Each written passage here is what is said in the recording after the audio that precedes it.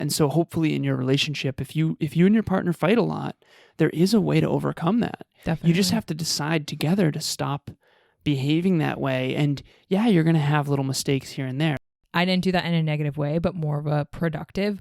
Other couples, for example, a really aggressive shooting people down or their partner down in an aggressive tonality. Some people might not even notice that they're that aggressive and that violent towards their partner. Conscious couples, business partners, and singles committed to attracting their dream partner. Welcome to the Conscious Couples podcast, where we share our life, love story, and combined relationship expertise to help you create and consistently cultivate the most magnificent, intimate relationship possible. Never again will you feel hopeless and alone in your intimate relationship challenges.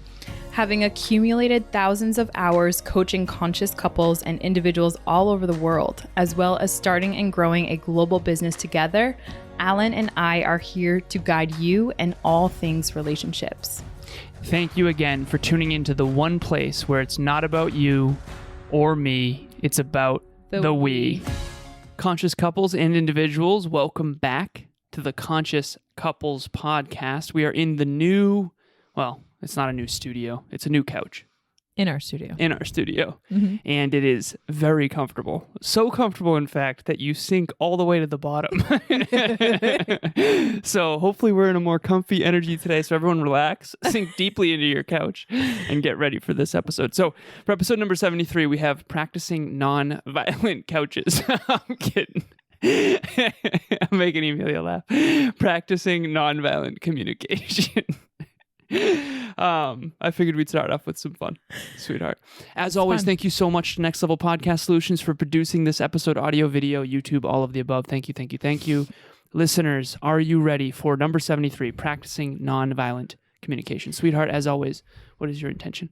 My intention is to help our listeners recognize what their normal was and help them show what the impact of that might be in their relationships, whether that be the past relationships, whether that be their present or future relationships. And hopefully we can do that through you and I sharing our unique, I would say, experiences. Okay, so when you talk about relationships, often people say communication is everything. That is not an uncommon phrase. Most people believe that effective communication is the key to a great relationship. I personally think it's trust, several other things, but I think effective communication is a big one.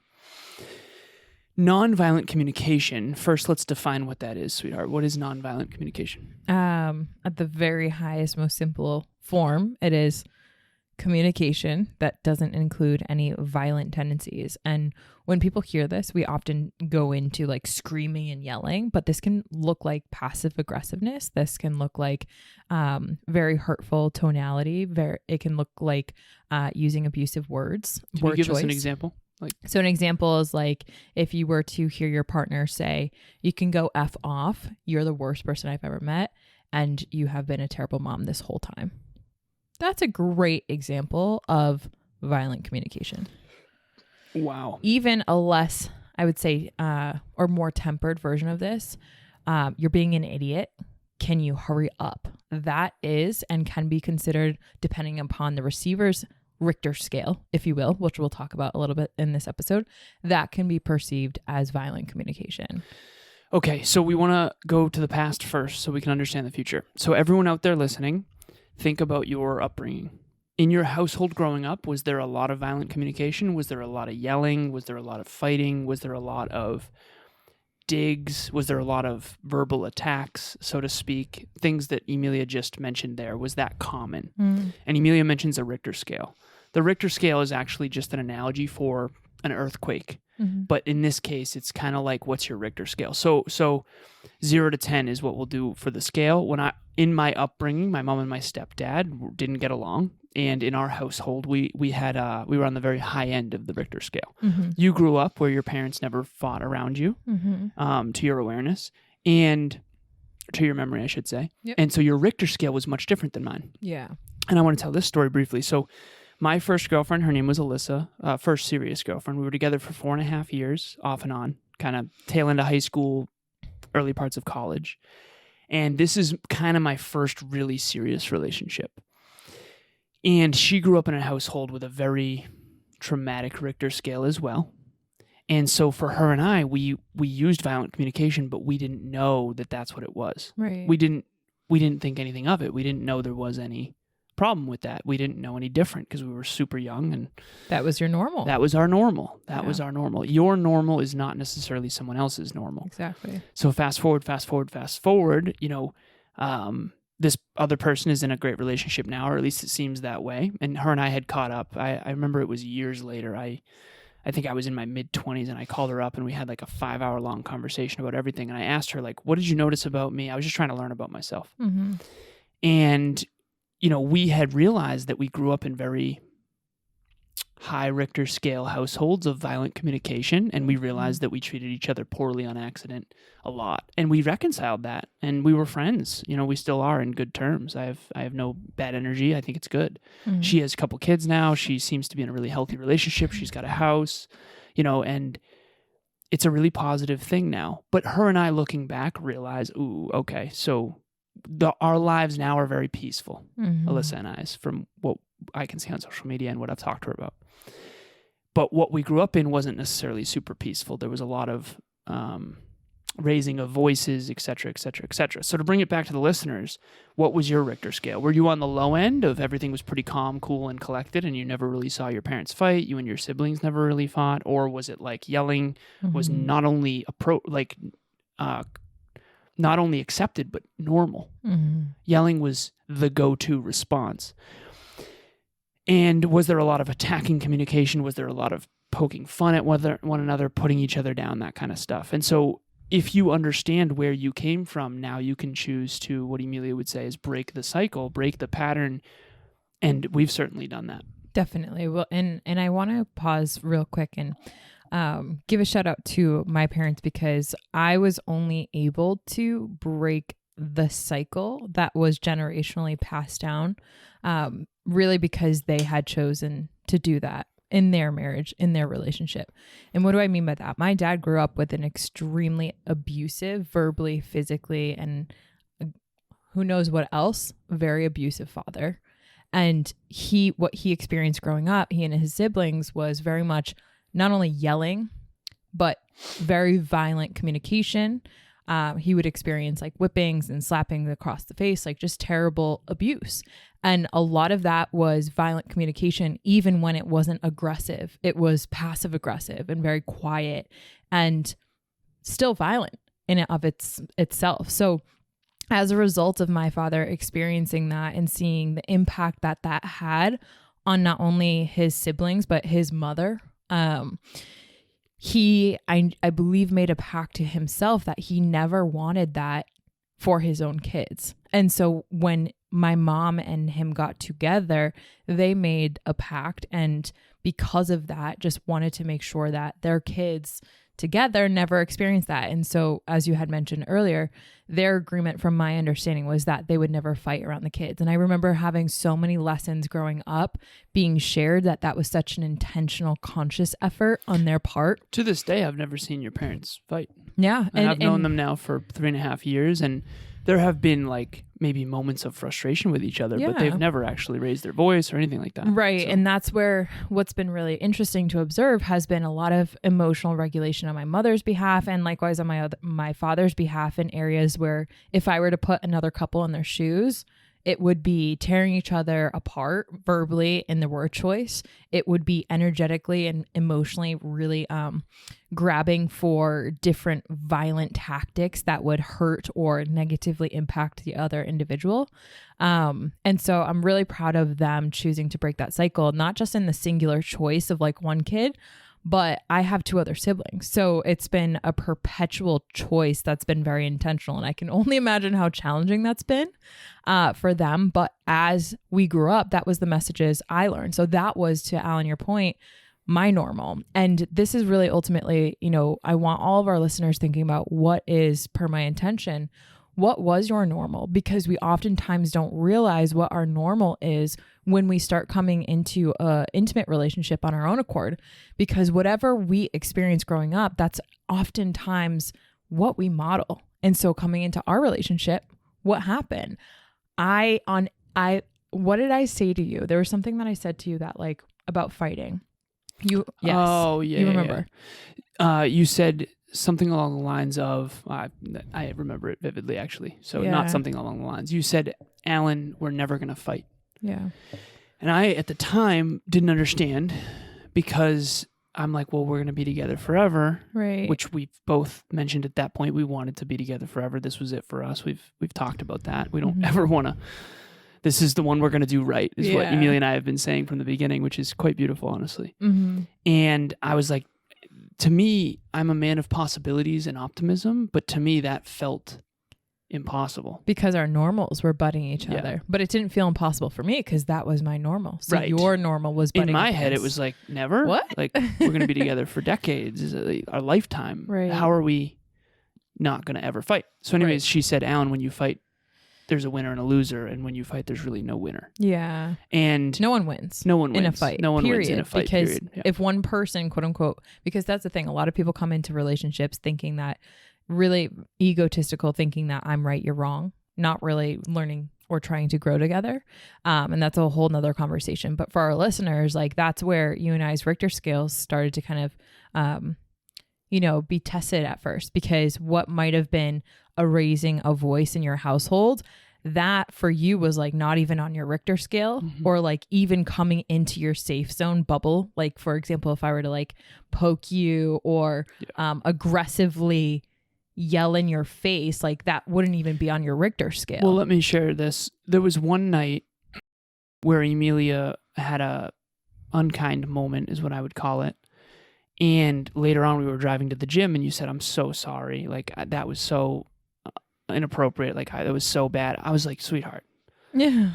I mean, that's not even on my Richter scale. Yeah. Like, you're good. Don't even worry about it. Like, I've been so mistreated that that wouldn't even, you weren't, you were unkind. Like, we're fine. Well, that's where a lot of couples get caught up. And to this practicing nonviolent communication, I don't think you can practice something that you're unaware of. Like, for example, you couldn't have practiced on putting your Richter scale down a couple notches and assimilating to this new environment if it weren't for me recognizing that that was inappropriate of my standards. And so as a result of that, your Richter scale, you're like, not a big deal. You kind of brush that off. But what that doesn't allow is a Richter scale from a nonviolent communication standpoint, readjustment to the relationship that we're actually in. So I could be mistreating you over and over and over again. I wouldn't even know it. You wouldn't even know it. And that's where a lot of relationships end up, unfortunately. Yep. But yet their intuition knows it. It like starts to kind of sweep underneath the rug. It just becomes what you're used to. Yeah. And then eventually it leaks into what you have to convince yourself you deserve. Exactly. Hey everyone, this is Alicia Romanowitz. I wanted to take a second and give a shout out to Alan and Emilia. I've been listening to Next Level University podcast for a while now, and I've also joined in on group coaching and book club, and I've gained so much value from these. And recently, I have started listening to the Conscious Couple podcast, and then joined in on their monthly meetups with relationship talks. And from here, my wife and I decided to jump on a call with them, and we had a few questions. This has just been a great experience. They not only provided us with some great tips and things to implement, they also got back with us and to check and see how we were doing. And that has just meant so much to my wife and I. And I just really wanted to give a shout out and thank them so much. And if you haven't had a chance to listen to the podcast or join in on the relationship talks, I highly recommend that. And also just jump on a call with them and get to know them a little bit better and just really lean into this resource. It's just been so valuable, and I really appreciate it. And one thing that's really fascinating is after being with Emilia for coming up on 4 years now, we've never fought. We've had difficult, challenging moments, and we've had what I would call healthy debates. Yep. But never, ever any raising of voices or yelling or storming out of the room. None of that, which for me felt impossible. Yeah. And it's totally possible. It's amazing. Holy crap. But now that I go back into old environments with people who do use violent communication, it's very noticeable now. Yeah. Whereas in the past, I didn't know any different. So it's almost like I was desensitized to it. It's almost That's like that Richter scale. Imagine you're a football player and you're used to getting tackled and tackling people all the time. Right. So, let's say you're at the bar and you get tackled, you're not going to freak out. It's like, Right. okay, this is another day in the But if it life. were like a monk. Yeah. But if you went and were a Buddhist monk for 6 years and then you Yeah. got tackled randomly, you'd be Right. like, what the heck happened? Right. Your So world would be shooketh. for the listeners, your world would be shooketh, is what Emilia says. Yes, shooketh. Shooketh. I love that word. So to bring this full circle here, assess your past. Yeah. 0 to 10. What was your level of violent communication in your household growing up? What was your normal? Maybe it was a 7, maybe it was a 3, maybe there was no yelling, nothing, everything was positive, or maybe it was a 10. Yep. And again, you can only go to your awareness. So I actually asked my therapist, and she gave me the real answer of what it really was, Yeah. because she obviously deals with this for decades with thousands of people. Yep. And so that was big for me to understand. Oh, okay. So my normal wasn't normal at all, and that's okay. Kind of, but I'm going to create my own new normal and my own new baseline. And Emilia has really helped me do that. And so hopefully in your relationship, if you and your partner fight a lot, there is a way to overcome that. Definitely. You just have to decide together to stop behaving that way. And yeah, you're going to have little mistakes here and there. Like if you're used to really violent communication, maybe you're going to have an unkind moment here and there, and you're going to have to fail forward in this, but it is possible. I mean, Yeah. I got frustrated with you in the gym one time when you didn't spot me well, and I was unkind to you in that moment, but it's kind of one of those things where it's like, okay, I'm sorry, sweetheart. I was frustrated. I was more frustrated with me than with you, and a little bit of my frustration was with you. But like, I said I was sorry, I took ownership, and we moved on.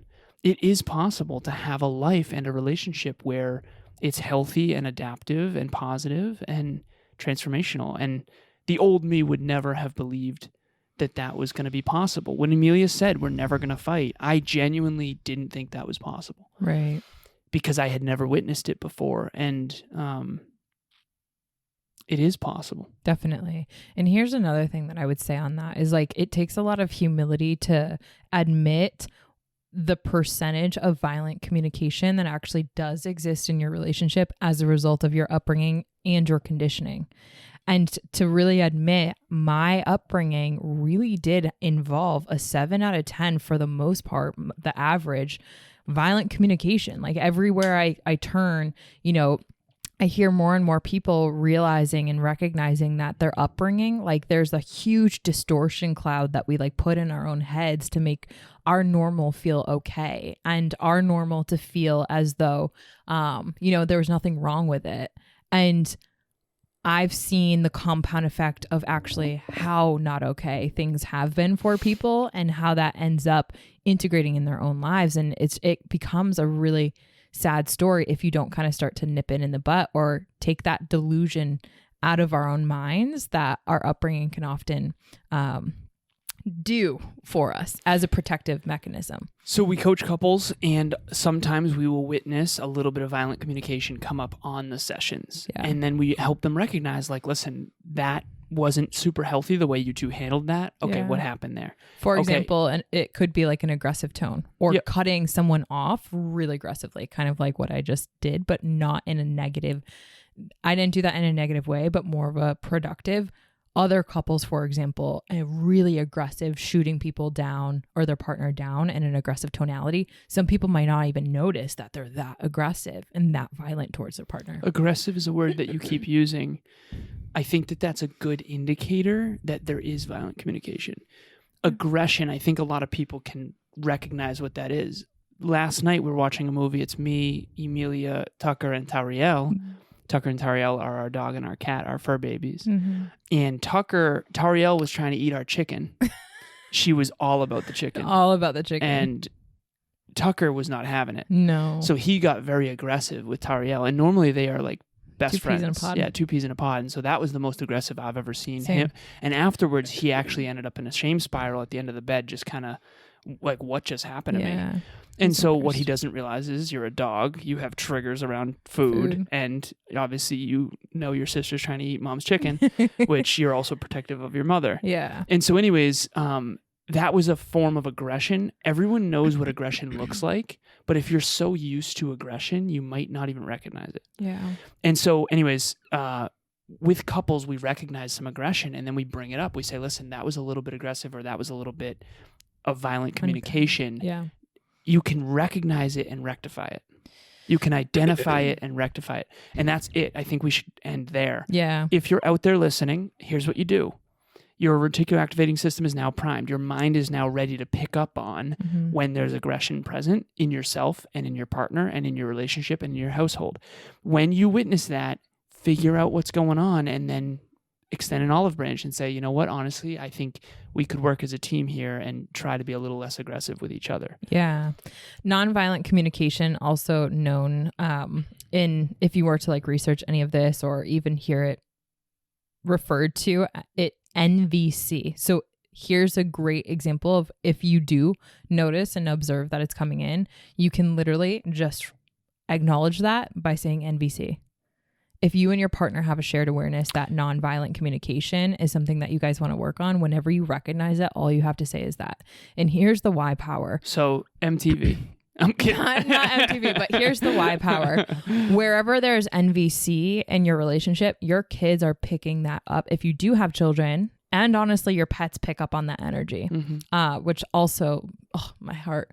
But that's where your children, if you do have children, or if you do intend to or plan on having children, they're going to pick up whatever your communication style is. And so let that be the why power to really help this episode seep deeply in, because I really genuinely believe that to have NVC, nonviolent communication in your relationship, can really help so much on not only a developmental level, but an emotional level in terms of our development as human beings and our connection in our families and every single way possible. So communication is key, but nonviolent communication is even a bigger key.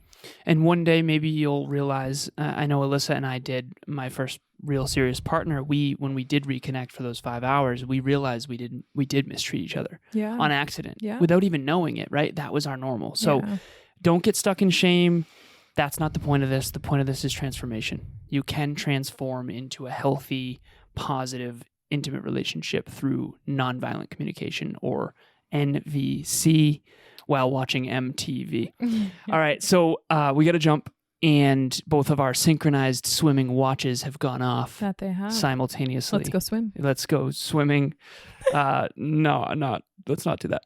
But anyway, so relationship talks coaching every single Saturday. Emilia and I dedicate on our calendar service Saturday. Our calendars we're very blessed. I say this as a good thing. Our calendars are getting a little wild. It's getting very, very difficult to continue having this spot available on our calendars. And I don't say that to brag, maybe a little bit. No, I'm saying that because seriously, Emilia and I have spent our entire life dedicated to helping people grow and evolve, helping people achieve their goals and their dreams.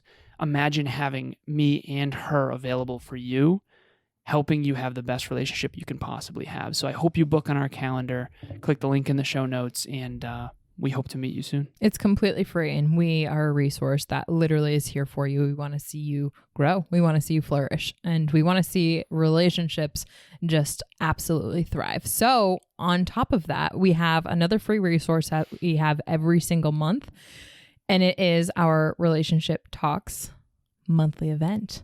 And so this is on Zoom. It is free, it's live, and you can join in. You don't even have to put your camera on or your mic. You can literally engage at your comfort level. But what's awesome about it is that every single month we do a different topic.